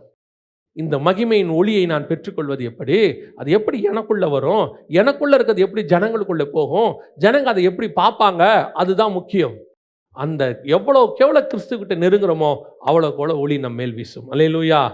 2வது, அந்த மோசேயின் மேல் பிரகாசிப்பதுக்கு இன்னொரு காரணமும் இருக்குது. அதே மத்திய எழுதின சுவிசேஷம் 17ஆம் அதிகாரம் 2-3 வசனங்களை வாசி. அவர்களுக்கு முன்பாக மறுரூபமானார், அவர் முகம் சூரியனை போல பிரகாசித்தது, அவருடைய வஸ்திரம் வெளிச்சத்தை போல வெண்மையாயிற்று அப்படின்னு இருக்கு. இதே காரியம் மார்க்கில் சொல்லும் போது இன்னும் கொஞ்சம் டீட்டெயிலாக எழுதுறார். வாசிங்க, மார்க் 9:3 வாசிங்க. அவருடைய வஸ்திரம் உறைந்த மழையை போலவும் பூமியிலே எந்த வண்ணானாலும் வெளுக்கக்கூடாதுமாக வெண்மையாய் பிரகாசித்தது. மத்தேயில அதை சொல்லும் போது அவருடைய வஸ்திரம் வெண்மையாய் பிரகாசித்ததுன்னு இருக்கு. அதுக்கு ஒரு எக்ஸ்பிளனேஷன் மார்க்கில் கொடுக்கும்போது எப்படி கொடுக்குறாரு? அவருடைய வஸ்திரம் உறைந்த, இதே காரியம்தான், சேம் இன்சிடென்ட் தான் அங்கேயும். உறைந்த மழையை போல் பூமியிலே எந்த வண்ணானாலும் வெளுக்கக்கூடாத வெண்மை, அப்படி ஒரு பிரகாசம். அப்படின்னா என்ன அர்த்தம்? இது இந்த பிரகாசம், அவருடைய வஸ்திரத்தினுடைய பிரகாசம் மோசேயின் மேல் வீசுகிறது. அதான் உண்மை. முதல்ல முகத்தில் உள்ளது வீசுச்சு, 2வது இது வீசுச்சு. இப்போ சூரியனை போல பிரகாசிச்சதுன்னா இது வந்து வானத்திலிருந்து வரக்கூடியது. வஸ்திரம்ங்கிறது பூமியில் இருக்கக்கூடியது. நல்லா புரியுதா? வஸ்திரங்கிறது பூமியில் இருக்கக்கூடியது. இந்த வஸ்திரத்தை ஒருவேளை எந்த மனுஷனாவது நல்லா தோச்சி நல்லா பல பல பல பலன்னு கொடுத்துட்டு அது வந்து மோசே மேலே அடிச்சிச்சானா இல்லையாமா. அப்படி யாருமே வெளுக்க முடியாத அளவுக்கு பிரகாசம் ஏன் சொல்றாருன்னா அதுக்கு பின்னாடி ஒரு ஸ்பிரிச்சுவல் அர்த்தம் இருக்கு. முதல்ல வஸ்திரம்னா என்ன அதை புரிஞ்சுக்கோங்க. வாசிங்க, வெளிப்படுத்தின விசேஷம் 19ஆம் அதிகாரம் 8வது வசனம் வாசி. சுத்தமும் பிரகாசமான மெல்லிய வஸ்திரம் தரித்து கொள்ளும்படி அவளுக்கு கொடுக்கப்பட்டது. அந்த மெல்லிய வஸ்திரம் பரிசுத்தவான்களுடைய நீதிகளே. அப்ப இயேசுவின் வஸ்திரம் பிரகாசித்ததுன்னா என்ன அர்த்தம்? அவருடைய வஸ்திரம் என்பது நீதி. அவருடைய நீதி மோசேயின் மேல் பிரகாசிக்கிறது. அந்த நீதி மோசே மூலமாய் ஜனங்களுக்குள் பிரகாசிக்கிறது. அதை ஏன் ஒரு வண்ணானாலும் வெளுக்க முடியாத அப்படின்னு கேட்டீங்கன்னா, அந்த நீதியை பூமியில் இருக்கிற எல்லா நீதியை பார்க்கிலும் மேலான நீதி அது. யாருமே இந்த நீதி கிட்ட வர முடியாது. அப்போ உங்களுக்கு எனக்கு சொல்லப்படுகிற நீதி எப்படிப்பட்டதா இருக்கணும்? யாருக்கிட்டையும் இந்த உலகத்தில் இருக்கிற நீதியை பார்க்கணும், நம் நீதி மேலானதாக நீதியாக இருக்கணும். அது ஆண்டவர் அழகாக ஒரு வார்த்தை சொல்றாரு. மத்தேயு எழுதின சுவிசேஷம் 5ஆம் அதிகாரம் 20வது வசனம் வாசி. வேத பாரகர் பரிசேயர் என்பவருடைய நீதியை பார்க்கிலும் உங்களுடைய நீதி அதிகமாக இருக்கணுமா. வசனம் தெளிவா சொல்லுது. பரிசேயர் சதுசேயர் எங்களுடைய நீதியை பார்க்கிலும். பரிசேயர் சதுசேயர்னா யாரு? கரெக்டா பிரமாணத்தை ஃபாலோ பண்றவன். பரிசேயர் சதுசேயர் யாரு? மதத்துக்காக பெர்ஃபெக்ட்டா நிற்கக்கூடியவன். அவங்கிட்ட ஒரு நீதி இருக்கு. கரெக்டா உபவாசம், வருஷந்தோறும் 21 நாள் ஜெபம், ஞாயிற்றுக்கிழமையில ஃபாஸ்டிங், ஆராதனை முடிச்சுதான் நான் சாப்பிடுவேன். அது ஒரு நீதி இருக்கு. புது ட்ரெஸ் வாங்கினா சர்ச்சுக்கு தான் போடுவேன், வேற எங்கேயும் போட மாட்டேன். அவங்களுக்குள்ள ஒரு நீதியை சொல்றேன். அது அவங்களுடைய நீதி, அவங்க வச்சிருக்கிறாங்க. எதையும் நம்ம குறை சொல்ல வரல. அவங்களுக்குள்ள சில காரியங்கள் இருக்கு. சிலர்லாம் பாருங்க, சம்பளம் வந்த உடனே ஃபர்ஸ்ட் தசமா காணிக்கை எடுத்து வைக்கிறவங்க ஒரு குரூப் இருக்கு. அதை அவங்க வேற எந்த செலவு பண்றதுக்கு முன்னாடி என்ன பண்ணிடுவாங்கன்னா, நான் வந்த சம்பளத்தை முதல்ல எடுத்து கவர்ல போட்டு வச்சிருவேன். அது ஒரு நீதி. அவங்கள பொறுத்த வரைக்கும் அது ஒரு நீதி. அவங்கள நியமிச்சுக்கிறாங்க, கர்த்தருக்கு நான் ப்ரிஃபரன்ஸ் கொடுக்குறேன். அதே மாதிரி ஒரு சிலர்லாம் பார்த்தீங்கன்னா, ஏதாவது விளைச்சல் ஊர்ல இருந்து வந்துச்சுன்னா முதல்ல எடுத்து சர்ச்சில் கொண்டு போய் வாசல்ல வச்சுட்டு வந்துருவாங்க. அவங்களுடைய நீதி அது. அதே மாதிரி ஒரு சிலர் உலக பிரகாரமாக, நான் சொல்றேன், குடிக்காதவங்க இருக்காங்க. புறஜாதியாரிலே குடிக்காதவங்க எத்தனையோ பேர் இருக்காங்க. சிகரெட் பிடிக்காதவங்க இருக்காங்க. ஒரே மனைவியோட இருக்கிறவங்க, கடன் வாங்காதவங்க இருக்காங்க. உங்களுக்கு தெரியுமா, சில மார்க்கத்தார் வட்டிக்கு கூட விட மாட்டாங்க, வட்டி கூட வாங்க மாட்டாங்க. அவங்க சொல்லுவாங்க, இல்லைங்க வட்டிக்கு விடுறது கடவுளுக்கு பிடிக்காதுன்றவாங்க. நான் சொல்றது புறஜாதியார். அவர்கள் நீதியை பார்க்கிலும் என்னுடைய நீதி மேலானதாக இருக்கணும். இங்க நீதி என்ன ஆகுது தெரியுமா? நம்ம கிட்ட கிருபைங்கிற பேச்சை வச்சுக்கிட்டு பாவத்தை நீதி மாதிரி செய்யறாங்க. செய்யறது பாவம். பரிசேயர் சதிசேயரை விட நீதியை பார்த்தா இங்க ஒண்ணும் இல்லை. பரிசேயர் சதிசேயர் நீதியை பார்க்கிலும் நம்முடைய நீதி மேலானதாக இருக்கணும். எந்த அளவுக்கு இருக்கணும் தெரியுமா? கிறிஸ்துவின் நீதிக்கு ஒப்பாக இருக்கணும். இயேசு சொல்றாரு, இப்பொழுது இடம் கொடு, இது எல்லா நீதிக்கும் ஏற்றதாக இருக்கிறது. நம்ம போய் அந்த பிரகாசத்தை காட்டுறாரு. இந்த நீதி அவன் முகத்தில் அடிக்குது. பவுல் சொல்றாருல, கிறிஸ்துவின் அச்சு அடையாளங்களை என்னுடைய சரீரத்தில் கொண்டிருக்கிறேன்னு. அது வெறும் அடி ஓத மட்டும் நினச்சிக்காதீங்க, காயத்தை மட்டும் நினச்சிக்காதீங்க. அவனால் ஒரு காரியத்தை தைரியமாக சொல்ல முடியுது. என்ன தெரியுமா? நான் கிறிஸ்துவை பின்பற்றுகிறது போல நீங்கள் என்னை பின்பற்றுங்க. அதோட அர்த்தம் என்ன தெரியுமா? கிறிஸ்துவினுடைய வஸ்திரம் எப்படி இருக்கோ அப்படி என் வஸ்திரம் இருக்கு. தைரியமா என் வஸ்திரத்தை பார்த்து இதே மாதிரி மாத்திக்கோங்கன்னு அர்த்தம் அதுக்கு. புரியுதா உங்களுக்கு? அவன் என்ன சொல்றானா, அவருடைய மாதிரியே நானும் நீதிமானா இருக்கேன். தைரியமா என்ன பாரு, என்னை பார்த்தினா நீ நீதிமான் ஆகலாம். ஏன்? நான் கிறிஸ்துவை போல இருக்கிறேன். இதுதான் அவருடைய வஸ்திரத்தில் உள்ள நீதி அவன் முகத்தில் பிரகாசிக்கிறது. அதை பார்க்கும்போது அத்தனை பேருக்கும் பயம் வருது. இவன் நீதிமான்றான், இவனை மாதிரி இருக்க முடியாது. நான் உங்களுக்கு சொல்றேன், நீங்கள் உள்ளுக்குள்ளே கர்த்தருக்கு உண்மை உள்ளவர்களாய் இருப்பீர்களானால் நீங்கள் யாரை கண்டு மிரட்ட வேண்டிய அவசியமே கிடையாது. உங்கள் மேலே ஒரு பயம் தானாய் வரும். இது யாரும் உருவாக்க வேண்டிய அவசியமே இல்லை. உங்களுக்குள்ள அது வருமானால் அந்த நீதியை கர்த்தர் எதிர்பார்க்கிறார். இன்னைக்கு நம்மகிட்ட அந்த நீதி இருக்குதா? இன்னைக்கு நமக்கு நாமே சுயநீதிக்குள்ள போயிட்டோமே. நமக்கு நாமே பலவிதமான நீதிகளை கற்பிக்க தொடங்கிட்டோமே. அதுக்கு நமக்கு ஒரு எக்ஸ்கியூஸ் நம்மளே உருவாக்கிட்டோமே. எல்லாத்துக்கும் நமக்கே ஒரு எக்ஸ்கியூஸ். ஒரு இடத்துல இப்போ நீங்கள் யோசிச்சு பாருங்க, இது நீங்கள் இந்த கம்பேரிசன் பார்த்துக்கோங்க. ஒரு இடத்துல பவுல் அடிக்கிறாங்க, அடித்து செத்தவன் நினச்சிட்டாங்களாம் அவங்க. அவர் என்ன ஆயிட்டாரு? செத்துட்டார், டெட் பாடி ஆயிட்டாருன்னு. அப்படின்னா அவன் எந்த அளவு அடிச்சிருப்பாங்க? அடிச்சாச்சு. அவங்களே நினச்சிட்டாங்க டெட் பாடி ஆயிட்டாருன்னு, விட்டுட்டு போயிட்டாங்க. வசனம் சொல்லுது, பவுல் எழுந்து பட்டணத்துக்குள் பிரவேசித்து பிரசங்கிக்க தொடங்கினான். பவுல் நினச்சா என்ன பண்ணியிருக்கலாம்? வாட்ஸ்அப்பில் ஒரு ஃபோட்டோ எடுத்து போட்டு, நான் தீவிரவாதிகளால் தாக்கப்பட்டேன், எங்கள் ஊழியங்களுக்காக ஜெபித்துக் கொள்ளுங்கள், இது சீக்கிரத்தில் குணமாக வேண்டும், எங்களுடைய பேங்க் அக்கௌண்ட் கீழே இருக்கிறது, கொள்ளலாம் தானே. இன்னைக்கு அதான நீதி, அதான நீதி. இதை நீங்கள் தப்புன்னு சொல்லுவீங்களா? இன்னைக்கு சொல்ல மாட்டோம்ல. உடனே பாவங்க, என்ன அடி வாங்கியிருக்காரு, என்ன குத்து வாங்கியிருக்கிறாரு. Don't worry brother, take rest. நீங்கள் அடுத்த வருஷம் வந்தால் கூட போதும் ஊழியத்துக்கு, வில் ப்ரே ஃபார் யூ. வேலை முடிச்சு தானே. ஏன் அவன் ஏஞ்சி போகணும்? அவன் ஏன் அதை செய்யணும்? இவங்க யாருக்காகவும் அதை செய்யலை. என்னால் எழுந்திருச்சு நின்று பிரசங்கம் பண்ணுகிற வரைக்கும் நான் பண்ணுவேன். என்னால் முடியாதுன்னா நான் படுத்தான் கிடக்க போகிறேன். இன்னும் எழுந்து நிற்க எனக்கு பலன் இருக்கு. அது அவனுக்கு நீதியாக இருக்குமானால் அந்த நீதி ஏன் நம்மகிட்ட வரக்கூடாது? இந்த நீதிக்குள்ள நம்ம வாழ்ந்துட்டு இருக்கிறோம். எப்படி அப்புறம் பிரகாசம் நம்ம மேலே வரும்? நம்ம மனசாட்சி இருக்குல்ல, இதை கொஞ்சம் கொஞ்சமாக நம்ம மங்க பண்ணிக்கிட்டு இருக்கிறோம். மனசாட்சியை நம்ப வச்சுக்கிட்டு இருக்கோம் நம்ம செய்கிறதெல்லாம் சரி சரி சரின்னு. இப்போ நம்ம மனசாட்சிக்கே டவுட் இருக்கு, எது சரி எது தப்பு. பல நேரத்தில் நம்ம செய்யறது நமக்கே என்ன தெரியல, தப்பாகவே தெரியவே இல்லை. அதான் இங்க பிரச்சனையே. இப்போ நாம செய்யற காரியங்கள் எது சரி எது தப்பு. ஒரு ஒரு ஒரு இப்போ ஒரு ஆராதனைக்கு போயிட்டு வந்துட்டீங்க, இப்போ ஆராதனை முடிச்சுட்டு வீட்டுக்கு போயிட்டீங்க, ஒரு சாட்டிஸ்ஃபேக்ஷன் வருது தானே. இன்னைக்கு சபைக்கு போயிட்டு வந்துட்டோம், ஆராதனை முடிச்சிட்டோம். உங்களுக்கு தோணுச்சா இன்னொரு ஆராதனை இருக்கு அதையும் அட்டன் பண்ணுவோம், மத்தியானம் ஒரு ஊழியம் இருக்கு அதை செய்வோம், தோணல? ஏன்னா இந்த ஒரு ஆராதனைக்கு போகிறதே எனக்கு திருப்திங்கிறதுக்கு என் மனசாட்சி சொல்லிருச்சு.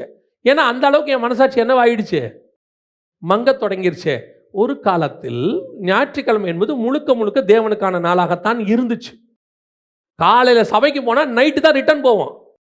நாங்கள் என்ன சொன்னோன்னா 6 நாள் உலகத்துக்கு போகிறோம், அது காலேஜோ ஸ்கூலோ வேலைக்கோ, ஒரு நாள் தான் கர்த்தருக்கு வச்சுருக்கோம், அதையாவது முழுசாக கர்த்தருக்கு கொடுப்போம்னு செஞ்சோம். இப்போ நீங்கள் அதை எப்படி மாற்றிட்டீங்கன்னா, ஒரு நாள் தான் நமக்கே இருக்குது. இந்த ஒரு நாளில் தான் துணி துவைக்கணும், இந்த ஒரு நாளில் தான் பாத்திரம் விளக்கணும், இந்த ஒரு நாளில் தான் நான் வெஜிடேரியன் சாப்பிட்ணும், இந்த ஒரு நாளில் தான் நல்லா தூங்கணும். ஒரே ஒரு நாள் தான் இருக்கா தூங்கிறதுக்கு. சரி, இந்த மித்த 6 நாள் யாருக்கு வச்சிங்க? இந்த மித்த 6 நாள் இருக்குல்ல, திங்கள் டு சனி, யாருக்காக? ஆண்டவருக்கு ஓடுனீங்கன்னா உங்களுக்கு ஓடுனீங்களா? உங்கள் குடும்பத்தை காப்பாற்றுறதுக்கு, உங்களுக்கு சம்பளம் வைக்க, உங்களுடைய தேவைகள் சந்திக்க, உங்களுக்காக தானே ஓடுனீங்க. அப்போ அது எப்படி ஆண்டவருக்கான நாளாக மாறும்? இந்த ஒரு நாள் தான் கர்த்தருக்குரிய நாள். இந்த ஒரு நாளில் 2 மணி நேரம் கர்த்தருக்கு கொடுத்தது உங்களுக்கு சாட்டிஸ்ஃபேக்ஷன் ஆயிடுச்சு இல்லை? அப்போ எப்படி அது நீதியாய் மாறும்? உங்க கூடவே பாருங்க, கொஞ்சம் பேர் சண்டே ஆனால் ஒரு 3 ஆராதனை அட்டன் பண்ணுறவங்க இருக்காங்க, சர்ச்சுக்குள்ள ஊழியம் பண்ணுறவங்க இருக்காங்க. நீங்கள் அவங்கள பார்த்து என்ன தெரியுமா சொல்லுவீங்க? அவருக்கு ஒரு வேலை வெட்டியும் இருக்காது, எல்லாருக்கும் வேலை இருக்கு. ஆனால் அவன் என்ன நினைக்கிறான் தெரியுமா? இந்த வேலையை விட என் தேவனுக்கான வேலை செய்யறதுக்கு எனக்கு ஒரு நாள் கிடைச்சிருக்கு, அந்த ஒரு நாளை நான் முழுக்க கர்த்தருக்காக செய்வேன். அதுதான் நீதி. பரிசேயர் சதுசேயரை விட இன்னைக்கு அவன் 21 நாள் உபவாசம் இருக்கிறான். நீங்க 21 நாள் உபவாசம் இருக்கிறீங்களான்ற கேள்விக்கே நான் வரல. நியாயமா அதை விட இருக்கணும். ஆனா நம்ம நீதி எந்த அளவுக்கு இருக்கு? ஒரு செல்ஃப் சாட்டிஸ்ஃபேக்ஷன். ஆவிக்குரிய வாழ்க்கையில் ஒரு செல்ஃப் சாட்டிஸ்ஃபேக்ஷன். ஒரு தசமா காணிக்க கொடுத்தாச்சு, ஒரு மிஷனரிக்கு அனுப்பியாச்சு, என் வேலை முடிஞ்சு. எனக்குள்ள ஒரு சாட்டிஸ்ஃபேக்ஷன் ஆவிக்குரிய வாழ்க்கையில் வரவே கூடாது. நான் இன்னும் என்ன ஆண்டவருக்கு செய்யலாம், நான் இன்னும் என்ன பண்ண முடியும்? பரலோகம் உங்களை என்னையும் எடுத்து பயன்படுத்த விரும்புகிறது. ஆனால் யாரை பயன்படுத்த முடியும்? சும்மா ஞாயிற்றுக்கிழமை 2 நாள் ஒரு 2 மணி நேரம் வந்துட்டு போகிறவங்கள பயன்படுத்த முடியுமா? முடியாது. இப்போ நீங்கள் ஆஃபீஸில் இருக்கீங்க, யாரை அந்த நான் சொல்கிற ப்ரைவேட் கம்பெனியில் நீங்கள் நல்லா கவனிச்சு பாருங்கள், யாரை ஆஃபீஸ் உயர்த்தும்னு பாருங்கள். அவன் சின்சியராக ஒர்க் பண்ணுறவன கண்டிப்பாக என்ன செஞ்சுட்டே இருப்பாங்க, பார்த்துக்கிட்டே இருப்பாங்க. ஒரு நாள் வரும், நான் கவர்மெண்ட்டில் கேள்விப்பட்டிருக்கிறேன், இந்த மிக முக்கியமான போஸ்ட்டில் என்ன பண்ணுவாங்களாம், ஆஃபீஸர்ஸை கவனிச்சிக்கிட்டே இருப்பாங்களாம், போலீஸ் ஆஃபீஸர்ஸை. இந்த லஞ்சம் வாங்காத ஆஃபீஸர்ஸ்னு ஒரு லிஸ்ட் இருக்குமா அவங்ககிட்ட கவர்மெண்ட்டில். சில முக்கியமான பொறுப்புகளை அவங்க கையில் தான் ஒப்படைப்பாங்களாம். நார்மலாக இருக்கிறது வேற, சில ரகசியமான சில காரியங்கள் செய்யணும் அப்படின்னு அந்த தப்பு பண்ணாத ஆஃபீஸர்னு கொஞ்சம் பேர் கவனிச்சுக்கிட்டே இருப்பாங்களாம். அவங்க தூக்கி அவங்க கையில் கொடுத்துருவாங்களாம். இவர் நார்மலாக தான் வேலை பார்த்துட்டே இருப்பார், ஆனால் இவருடைய உண்மையை அவர்கள் பார்த்துக்கிட்டே இருக்காங்க. அதே மாதிரி தான் பரலோகம் சபைக்குள்ளே உங்கள் உண்மையை பார்த்து கொண்டே இருக்கிறது. எவ்வளோ உண்மையாக ஆண்டவருக்கு இருக்கிறாரு. சில ஆட்கள் பாருங்க, வந்தபோது அவனால் முடிஞ்ச ஊழியத்தை இங்கே செஞ்சுட்டே இருப்பான். யாரும் அவனை சொல்ல மாட்டாங்க, கேட்க மாட்டாங்க. அவங்களே கேட்பாங்க, ஏதாவது மினிஸ்ட்ரி இருக்கு, எதாவது செய்யட்டுமா, ஏதாவது பண்ணட்டுமா, கேட்டுகிட்டே இருப்பாங்க. சில ஆட்கள் பாருங்க, வர்றது ஒரு சீட் ரெடி பண்ணி வச்சுருப்பாங்க அவங்களுக்குன்னு, அந்த இடத்துல தான் உட்காருவாங்க. வேறு இடத்துல உட்காந்தாங்கன்னா செய்தி கேட்ட மாதிரியே இருக்காது. கிறிஸ்துவுக்கு உங்களால் என்ன பிரயோஜனம்? தசமாங்காணி கொடுக்குறேன், அது கிறிஸ்து கொடுத்ததில் நீங்கள் திருப்பி கொடுக்குறீங்க. நீங்கள் உங்களால் கிறிஸ்துவுக்கு என்ன பிரயோஜனம்? என்ன செய்கிறீங்க ஆண்டவருக்கு? அதை முதல்ல பாருங்க. அண்ணால எடுத்துக்கொள்ளுங்க, குழந்தையே இல்லை, ஒன்றே ஒன்று கொடுக்குறாரு, அதை கொண்டு வந்து யார்கிட்ட கொடுத்துட்டாங்க? ஆண்டவர்கிட்ட கொடுத்துட்டாங்க. இன்னைக்கு 2 இருக்கு, 3 இருக்கு, 1 ஆண்டவர் கொடுக்க இஷ்டம் வரல. பரிசேயர் சதுசேயர் நீதியை பார்க்கிலும் உங்கள் நீதி எப்படி இருக்கணும்? மேலானதாக காணப்பட வேண்டும். கர்த்தர் பார்த்துக்கிட்டே இருக்கிறாரு. ஒரே ஒரு காரியத்தை நான் சொல்லிட்டு முடிக்கிறேன், நல்லா தெரிஞ்சுக்கொள்ளுங்க. செல்ஃப் சாட்டிஸ்ஃபேக்ஷன் ஸ்பிரிச்சுவாலிட்டியில் வரவே கூடாது. நல்லா பண்ணிட்டேன், போதும், நல்லா இருக்கு இல்லை. நான் கிறிஸ்துவினுடைய பிரகாசம் என் மேலே வீசிச்சுனா தான் நல்லா பண்ணிட்டேங்கிற எண்ணம் வரணும். அந்த வெளிப்படுத்தல் 19:8 வாசிச்சிங்களே, அது யாருக்குரிய பிரகாசம்னா மணவாட்டிக்குரிய பிரகாசம், தேவனுக்குரியது இல்லை, மணவாட்டிக்குரிய பிரகாசம். அதே பிரகாசம் கர்த்தர் மேலே வீசிச்சான். அப்போ அவர் வஸ்திரத்தின் பிரகாசமும் மணவாட்டியின் பிரகாசமும் ஒரே பிரகாசம். அதே மாதிரி தான் மலையின் மேல் பார்த்த தேவனுடைய பிரகாசமும் மோசேயின் பிரகாசமும் ஒரே பிரகாசம். அல்லேலூயா. ஒரே ஒரு காரியத்தை சொல்லிட்டு முடிக்கிறேன், கவனிங்க. வஸ்திரத்தை குறித்து வாசிங்க. 19ஆம் அதிகாரம் 8ஆம் வசனம் மட்டும் வாசி. சுத்தமும் பிரகாசமுமான மெல்லிய வஸ்திரம் தரித்து கொள்ளும்படி அவளுக்கு அளிக்கப்பட்டது. அந்த மெல்லிய வஸ்திரம் பரிசுத்தவான்களுடைய நீதிகளே. இந்த வஸ்திரத்தை அவளுக்கு கொடுப்பதற்கு என்ன காரணம்? சுத்தமும் பிரகாசமுமான மெல்லிய வஸ்திரம் அவளுக்கு ஏன் அவளுக்கு கொடுத்தாங்க? அது கொடுக்கறதுக்கு என்ன காரணம்? முதல்ல கர்த்தர் ஒரு காரியம் சொல்றாரு. ஏதேன் தோட்டத்தில் ஆண்டவர் ஒரு கேள்வி கேட்கிறாரு. ஆதியாகமத்தின் புஸ்தகத்தில் 3ஆம் அதிகாரம் 11வது வசனம் வாசி. அப்பொழுது அவர், நீ நிர்வாணி என்று உனக்கு, இதுக்கு ஏன் இந்த கேள்வி என்ன வருது? கர்த்தர் கேட்டது, நீ நிர்வாணியா இருக்கிற, ஆனால் உனக்கு நிர்வாணின்னு சொன்னது யாருன்னு கேட்கலங்க. அப்படின்னா கர்த்தர் கேட்டது பொய்யாயிடும். நான் உனக்கு ஒன்று சொல்லாமல் வச்சுருந்தேன்ப்பா, உனக்கு இதை சொல்லியிருந்தது யாரு? நீ நிர்வாணி தான், ஆனால் உனக்கு இதை சொன்னது யாரு அப்படின்னு ஆகுது அந்த கேள்வி. இல்லை, ஆண்டவர் அப்படி கேட்கல. நீ முதல்ல நிர்வாணியே கிடையாது, நீ நிர்வாணின்னு உனக்கு யார் சொன்னது? இப்படி ஒரு உபதேசத்தை முதல்ல உனக்கு யார் சொன்னது? ஏன் அவன் நிர்வாணியே கிடையாது. முதல்ல நிர்வாணம்னு ஒரு புது கான்செப்டை கொண்டு வந்து பிசாசு கொண்டாடுறான் உள்ள. எப்படி கொண்டாடுறான்னா, என்ன இப்படி ட்ரெஸ் போடாமல் இருக்கீங்க? ட்ரெஸ் போடாமல் இருக்கிறதுன்றது கான்செப்டே வேற. அவர்கள் மேல ஒரு மகிமை. இப்போ இந்த வஸ்திரம் இருக்குல்ல, 19:8 இருக்குல்ல வசனம், சுத்தமும் பிரகாசமுமான அந்த வஸ்திரத்தை போட்டவன இயேசு எப்படி இருக்கிறாரா? ஒரு வண்ணானும் வெளுக்க முடியாத ஒரு பெரிய வஸ்திரம் பொழிச்சுன்னு இருக்கு. அதை போல ஒரு மகிமையின் வஸ்திரம் தான் ஆதாம் மேலையும் ஏவாள் மேலையும் இருக்கு. இப்போ ஆடு மேலே இருக்கிற தோல் அதுக்கு ஒரு வஸ்திரம் போல இருக்கு. மாடு மேலே இருக்கிற கலரே அதுக்கு ஒரு வஸ்திரம் போல இருக்கு. பூனைக்கு மேலே இருக்கிற டிசைன் அதுக்கு ஒரு வஸ்திரம் போல இருக்கு. நாய்க்குட்டியோடைய கலர் அதற்கு வஸ்திரம் போல இருக்கு. அதனால தான் நமக்கு அது என்னவா தெரியல. இவங்களையே இப்படி படைச்சிருப்பாரானால் மனுஷனை இன்னும் விசேஷமாய் உண்டாக்கினார். அப்ப அவன் மேல இருந்த மகிமை அவனுக்கு என்னவா இருக்கு? வஸ்திரமா இருக்கு.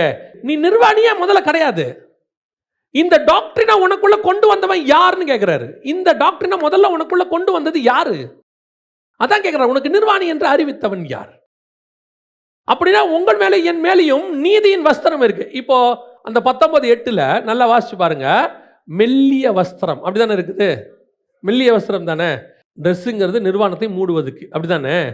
அப்போ டிரான்ஸ்பரண்டாக ட்ரெஸ் போட்டால் என்ன ஆகும்? எல்லாம் தெரியும், அப்படிதானே? அதான அர்த்தம். ஆக்சுவல் விஷயம் என்னன்னு கேட்டிங்கன்னா, அவர் அங்கே சொல்கிறது காரணம், அவளுக்குள்ள மாம்சமே இல்லை. அவள் மகிமையில் வந்துட்டா, நீதிமானா மாறிட்டா. அவளுக்குள்ள மாம்சத்துக்குரிய காரியமே இல்லை. இப்போ அவள் மேலே இருக்கிற வஸ்திரம் மகிமையின் வஸ்திரம். அது மெல்லிய வஸ்திரம். உள்ள பார்த்தாலும் ஒன்றும் தெரியாது, எந்த பாவமும் கிடையாது. உள்ளுக்குள்ளே பரிசுத்தத்தினுடைய உச்சத்தில் அவள் இருக்கிறார். அதுதான் அந்த வஸ்திரம். கர்த்தர் அப்படி ஒரு நீதியை தான் உங்கள் மேலே என் மேலேயும் போட்டிருக்கிறார். இந்த நீதி இருக்குதா? இந்த நீதி பிரகாசிக்குதா? இது நமக்குள்ளே காணப்படுதா? நம்ம இன்னும் எப்படி இருக்கிறோன்னு கேட்டிங்கன்னா, எனக்குள்ளே இருக்கக்கூடிய பாவங்களை குறித்து எனக்கே இன்னும் நல்லா தெரியறதுனால நானே இன்னும் என்னை மூடிக்கொண்டு தான் இருக்கிறேன். நான் சரீரத்தை குறித்து சொல்லவில்லை, ஆவியை குறித்து சொல்லுகிறேன். இன்னும் நான் நீதியின் வஸ்திரத்தை, மெல்லிய வஸ்திரத்துக்குள்ளே வரல. கிறிஸ்துவின் வஸ்திரம் பிரகாசிக்கிற மாதிரி என் வஸ்திரம் நீதி என்ன செய்யலை. நானே இன்னும் என் நீதியை பற்றி எனக்கே சந்தேகம் இருக்கு. இன்னும் இதெல்லாம் செய்ய வேண்டியிருக்கு, இன்னும் இப்படி பண்ணணும், அதை பண்ணணும், இதை பண்ணணுன்ட்டு நான் இன்னும் வஸ்திரத்தை. இப்போ ஆண்டவர் என்ன பண்ணுறாரு? நிர்வாணின்னு சொன்ன உடனே ஒரு தோல் உடையில் ஆடையை செஞ்சு என்ன பண்ணிட்டாரு? இப்போ தோல் உடைய போட்டால் ஏதோ ஒரு ஆடோ மாடோ ஏதோ ஒன்று தானே அடிச்சிருக்கணும், அந்த தோல் தானே போட்டிருக்கணும். அப்போ அந்த தோலுடைய கலர் தானே இப்போ இவன் மேலே இருக்கும். கரெக்ட் தானே? அன்றைக்கி ரிஃபைனரிலாம் கிடையாது. எல்லாத்தையும் எடுத்து போட்டு திருப்பி காட்டனா மாற்றுறதுக்குலாம் ஒன்றும் கிடையாது. நல்ல தோலை க்ளீன் பண்ணி அழகாக என்ன செஞ்சுருப்பாரு? மேலே போட்டிருப்பாரு. அப்போ அந்த கலர் தானே மேலே இருக்கும். ஆட்டோடைய கலரோ மாட்டோடைய கலரோ. இப்போ இவன் பார்க்கறதுக்கு எப்படி இருக்க போகிறான்? அந்த ஆட்டோடைய கலர் மாட்டோடைய கலரை மேலே போட்டிருக்கணும். இப்போ நம்ம அப்படி தானே இருக்கோம் எல்லாரும். ஆளுக்கு ஒரு கலரை மேலே போட்டுக்கிட்டு இருக்கிறோம். என்ன தோலுக்கு பதிலாக லினன் போட்டிருக்கிறோம், காட்டன் போட்டிருக்கிறோம், பாலிஸ்டர் போட்டிருக்கிறோம், அவ்வளோதான் இருக்கும். ஆனால் ஒவ்வொருத்தரும் ஒவ்வொரு கலரை தூக்கி மேலே போட்டுக்கிட்டு இருக்கோம். வேதம் சொல்லுது நம்ம அத்தனை பேருக்கும் ஒரே கலர் இருக்கு, அதான் நீதி என்கிற கலர். இது உள்ளுக்குள்ளே வந்துடுச்சுன்னா ஆட்டோமேட்டிக்காக உங்களுக்குள்ள இருந்து ஒரு பிரகாசம் வர தொடங்கிறோம். ஒரு பக்கம் கிறிஸ்துவின் அறிவாகிய ஒளி, மகிமையின் ஒளியும், ஒரு பக்கம் நீதியும், ரெண்டும் சேர்ந்து பிரகாசிக்கும் பொழுது உங்கள் முகத்தில் வரக்கூடிய பிரகாசத்தை கண்டு அத்தனை பேரும் பயப்படுவார்கள். அத்தனை பேருக்கு முன்பாக உங்கள் பிரகாசம் வெளியரங்கமாகும். ஜனங்கள் கண்டு பயப்படுவாங்க கிட்ட வரத்துக்கு. ஆனால் ஒரு நாள் வரும், ஆரோனும் இஸ்ரவேல் ஜனங்களும் கிட்டே வந்து மோசே கிட்ட கேட்க தொடங்குவார்கள். ஆண்டவர் என்ன சொன்னார், ஆண்டவர் என்ன பண்ணார், மலைக்கு மேலே என்ன சொன்னார், அதை எல்லாம் உங்களிடத்துல கேட்க தொடங்குவார்கள். அல்லேலூயா. நான் சொல்றது உங்களுக்கு புரியுதா? 2 வகையான பிரகாசத்தை மோசே மலையின் மேல் பார்க்கிறார். ஒன்று அவர் முகத்தில் உள்ள பிரகாசம், 2 அவர் வஸ்திரத்தில் உள்ள பிரகாசம். முகத்தில் உள்ள பிரகாசம் என்பது பிதாவினுடைய மகிமையின் அறிவாகிய பிரகாசம். உங்களுக்கும் ஜனங்களுக்கும் டிஃபரன்சியேஷன். அடுத்து வஸ்திரத்தினுடைய ஒளி என்பது, பிரகாசம் என்பது நீதி. இந்த நீதியும் இந்த மகிமையின் அறிவும் ரெண்டும் ஒன்னா சேரும் போது நீங்கள் கிறிஸ்துவினுடைய பிரகாசத்தை உலகத்தில் பிரகாசிக்கிறவர்களாய் மாறிவிடுவீர்கள். உங்களிடத்துல சாதாரண ஜனங்கள் கிட்டி சேர பயப்படுவார்கள். தேவ ஜனங்கள் வந்து உங்களிடத்துல ஞானத்தை கேட்க தொடங்குவார்கள். ஆண்டவர் என்ன சொன்னார், அந்த இடத்திற்கு கர்த்தர் உங்களையும் என்னையும் கொண்டு வந்து விடுவார். அல்லேலூயா. இதுதான் மர்ருவ மலையின் அனுபவம். இந்த அனுபவத்துக்கு தான் நீங்களும் நான் வரணும். ஜெபிக்கலாமா? நம்ம எல்லோரும் தேவ சமூகத்தில் கண்களை மூடுவோமா? நன்றி ஆவியானவரே. ஒப்பு கொடுப்போமா தேவ சமூகத்தில்? கிருபையுள்ள கரத்தில் தாழ்த்துவோமா? வெறும் வந்தோம், ஏதோ வசனத்தை கேட்டோம், ஏதோ உலக பிரகாரமாக கொஞ்சம் ஆசீர்வாதத்தை பெற்றுக்கொண்டோம், ஒரு குடும்பம், அப்புறம் வாழ்ந்துட்டு செத்து போயிட்டோம் அப்படிங்கிறதுக்காக கர்த்தர் உங்களை வேறு பிரிக்கல. உலகத்தில் உங்களை கொண்டு ஸ்பிரிச்சுவலி பல காரியத்தை கர்த்தர் செய்ய விரும்புகிறார் இந்த பூமியில். அப்படி செய்ய விரும்புகிறாருங்கிறத சொல்கிறதுக்கு தான் பைபிளில் அந்த மாதிரி கேரக்டர்ஸ் எல்லாம் எழுதி கொடுத்துருக்கிறார். நீ மோசே மாதிரி வரணும், யோசுவா மாதிரி வரணும், அல்லது தாவீது மாதிரி வரணும். இதெல்லாம் ஏன் எழுதி கொடுத்தாருன்னா இந்த மாதிரி எனக்கு வேணுன்றதுக்காக தான். பல நேரங்களில் நீங்கள் பெயிண்ட் கடைக்கெல்லாம் போனீங்கன்னா பல ஷேடு காட்டுவாங்க. ஷேடுன்னு சொல்லுவாங்க, அந்த கலர் காட்டுவாங்க, நிறைய கலர்ஸ் காட்டுவாங்க. எதுக்கு அதை காட்டுறாங்க தெரியுமா? இந்த மாதிரி வேணும்னு நீங்கள் சொல்லிட்டீங்கன்னா அதே மாதிரி உங்கள் வீட்டில் அடிச்சு கொடுத்துருவாங்க. நம்ம ஒருவேளை அந்த ஷேடு இல்லாமல் போய் நம்ம சொல்கிறது அவங்களுக்கு புரியாது. இந்த மாதிரி கலர் வேணும்னா அவங்களுக்கு தெரியாது. அதனால் அந்த ஷேடு எல்லாத்தையும் காட்டிட்டு இதில் எது மாதிரி வேணும்னு சொல்லுங்கள், அந்த மாதிரி. அதே மாதிரி தான் பைபிள் இருக்குது. அதில் ஒவ்வொரு கேரக்டர்ஸும் இருக்குது. இந்த மாதிரி நான் ஆகணும், இந்த மாதிரி நான் மாறணும். ஏதோ சும்மா வந்துட்டு பைபிளை தூக்கிட்டு போகக்கூடாது. ஆவிக்குரிய வாழ்க்கை கொஞ்சம் கொஞ்சமாக மாறி மாறி மாறி நான் மலை மேலே தேவனை முகமாக பார்த்து, வெறும் பார்த்துட்டு வரவனா இல்லை. முதல் தடவை மோசே போயிட்டு வரும்போது முகத்தில் பிரகாசம் வீசலை. 3ஆம் அதிகாரத்தில் பார்க்கும்போது முகத்தில் பிரகாசம் வீசலை. 15ஆம் அதிகாரத்தில் பார்க்கும்போது முகத்தில் பிரகாசம் வீசலை. ஆனால் 34ஆம் அதிகாரத்தில் பார்க்கும் பொழுது முகத்தில் பிரகாசம் வீசுகிறது. ஒவ்வொரு முறை போகும்போதும் அவருடைய ஆவிக்குரிய ஸ்டாண்டர்ட் மாறுது.